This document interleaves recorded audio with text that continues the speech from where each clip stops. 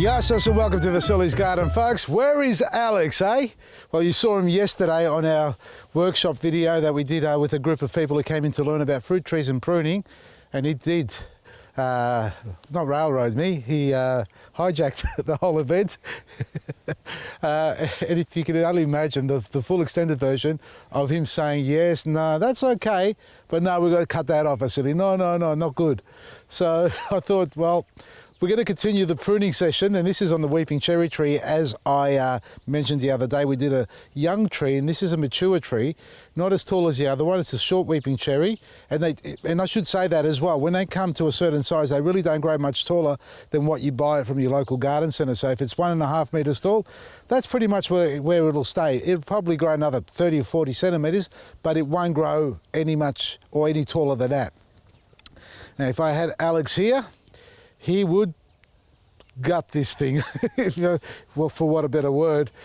He would basically cut this right back and give it a nice symmetrical balance. And that's what they really need at the end of the day, because they've got this beautiful overarching shape, structure, that each branch will curve outwards and downwards if pruned correctly.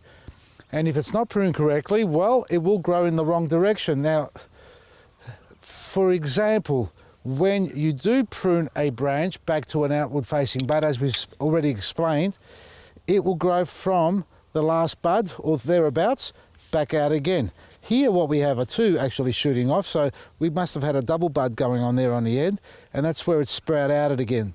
So that is okay, but what we've got to do here is remove this. But let's look at it overall before we start pruning and analyse what needs to be done. So standing back, as I'm looking at this, to me it's congested. There's a lot of internal branches which will not get enough sunlight for you to enjoy, or them to enjoy, I should say, as far as being productive and absorbing the sun rays and creating the sugars that they need and energy to grow better. So we need to take some of the underlying branches or the inner branches, especially the ones that are growing in the wrong direction. So let me point them out for you.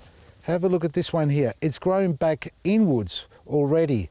That one there is a wrong branch. And if I look at it carefully, that's probably dead as well, because if you notice carefully on all the upper branches, you can see the bud swell already. We're still a couple of months away or thereabouts before these actually bloom and burst into colour. So these are showing good signs of growth already, but this one in here, by comparison, there is absolutely nothing. So that is a dead piece of wood there, be it all growing in the wrong direction. And again, talking about growing in the wrong direction, look at this one here. This is growing straight up, and that is alive because you can see the buds on there as well. But that is growing back over the top of the plant, the center of the plant.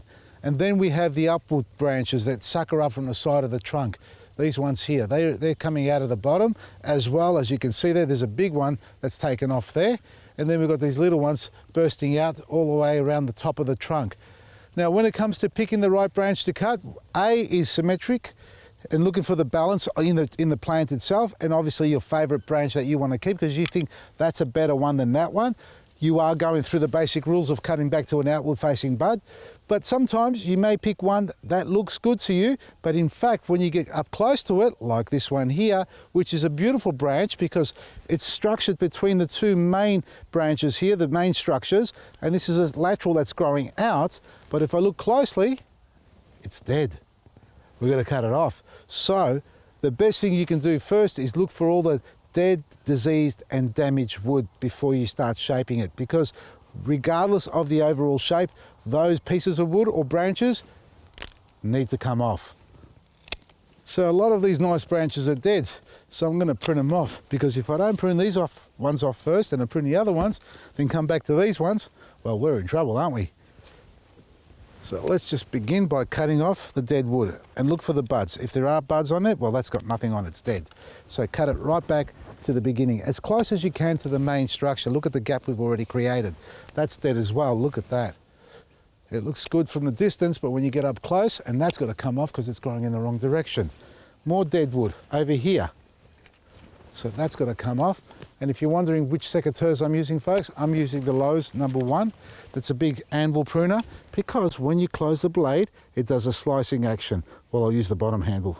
See how it slices down? When you open it up, it's almost out of shape, it's not symmetrical.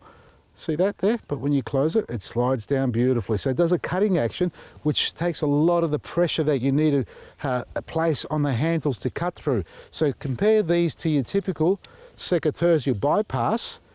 They have a beautiful cutting action, that's great, but the same strength used on these and these, you'll be able to cut something twice the diameter. So you use a lot less energy and power to cut through bigger branches. So for the bigger ones, the anvil, and for the fiddly bits where you've got to get in nice and tight, use your secateurs. And for those that are completely dead, just use your hand. Maybe not. Sometimes it works. Look at this branch, look how long that is, and it's just decided to curl up and die on me. So we're going to cut this off completely and work our way all the way back up. There's life here, see that there? There's life there, but that's no good to us because that's actually growing in the wrong direction. And there is some life on these tips here. See these here? So we've got life coming out of here, which is good because that's what we want. Be it all, it's growing in the wrong direction. We've got to curve that back down. This is good, that's alive, but this branch here isn't. And if you're wondering what this stuff is, this is lichen, which basically lives off the fresh oxygen that we have out here because it's clean air.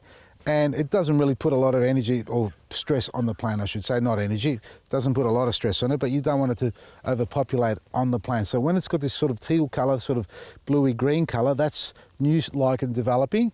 But when you see it in the yellow form and up here, if I can point down there, see that there? That's all dry and dead. So that's actually used by date, done. So that stuff there you can scrape off with a sort of a stiff bristle, not a wire brush, but a stiff brush, so you can clean it off if you need to. But me, at the end of the day, I'm more concerned about the dead wood.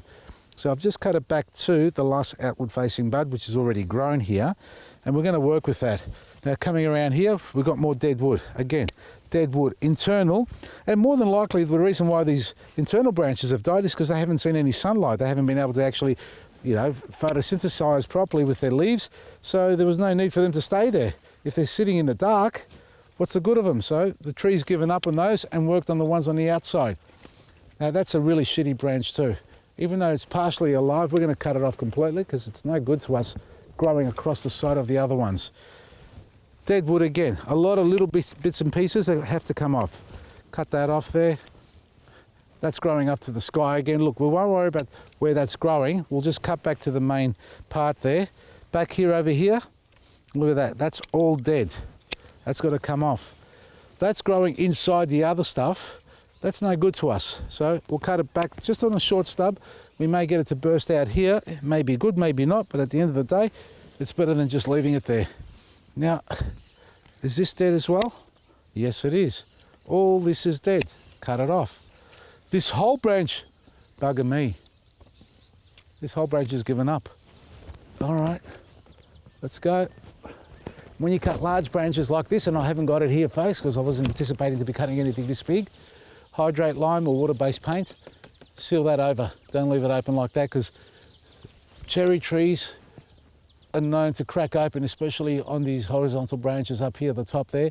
Water sits on there for too long and it starts to actually rot into the bark and cause a wound to develop. Look at this while I'm talking about that. Have a look at this branch here.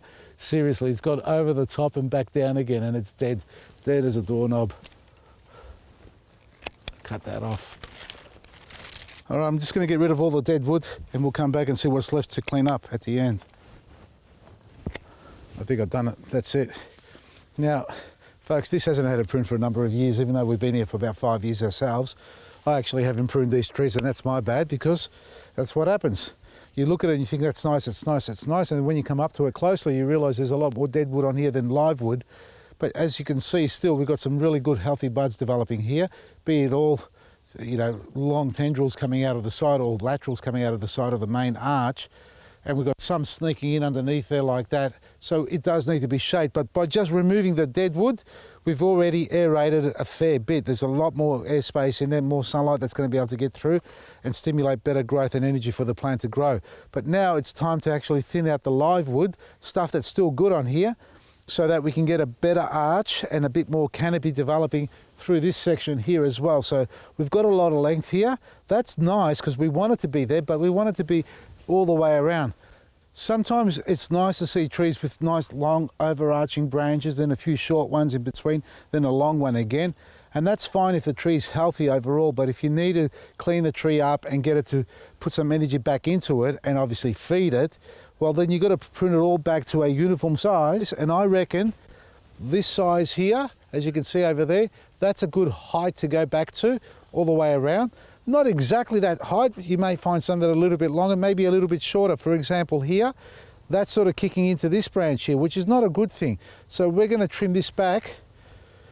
Well, we can trim it to here and they're kicking up again, or we trim it back to there and hopefully we can burst something up here to arch out again or develop on that side there. So let's just start from that point there so it's not touching.